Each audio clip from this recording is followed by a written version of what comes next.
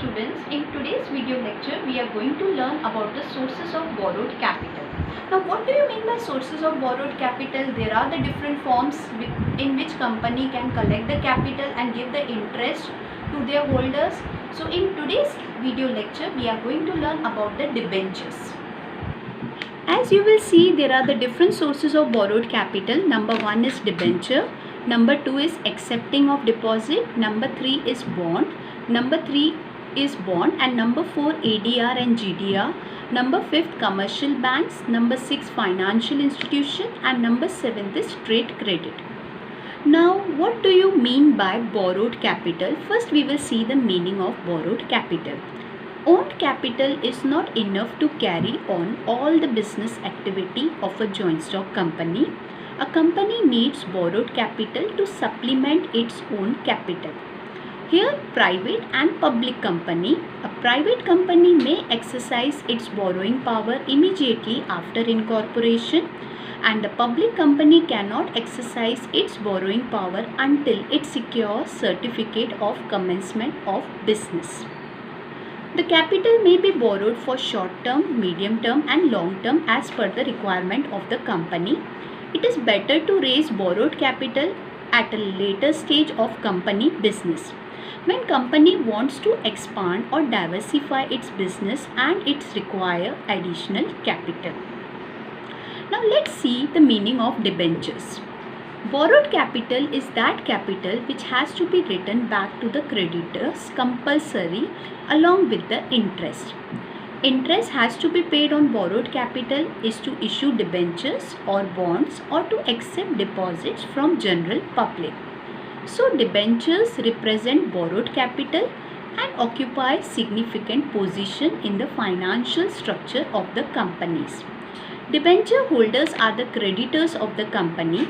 They get fixed rate of interest. Board of directors have power to issue debentures. The word debenture is originate from the Latin word debere, which means to owe or to borrow. So debenture is an instrument of credit in writing issued by the company. It is an acknowledgement of the debt issued by the company under its common seal.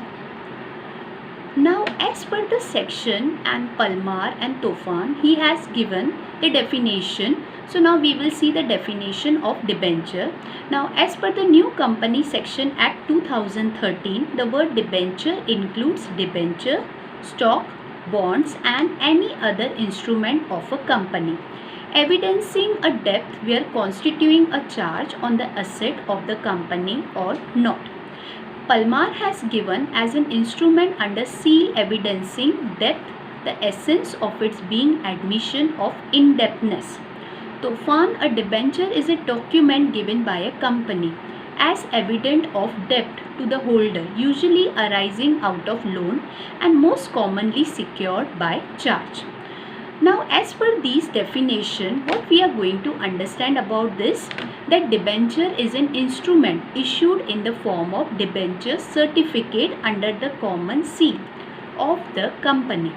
It is secured by charge on asset and it is refundable as well as transferable. Now let's see the features of debenture. Number 1 is promise.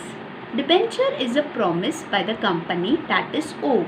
Specify sum of the amount to the holder of the debenture holder. Face value. Generally the debenture have a high face value, that is of higher denominations in the multiply of rupees 100. Number 3 is time of repayment. Generally due date is stated in the debenture certificate. It carries assurance of repayment of principal amount of maturity.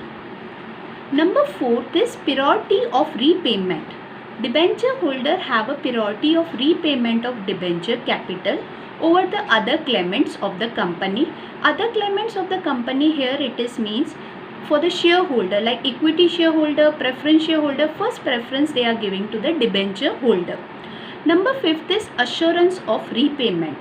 Debentures constitutes a long-term debts. They carry an assurance of repayment on the due date.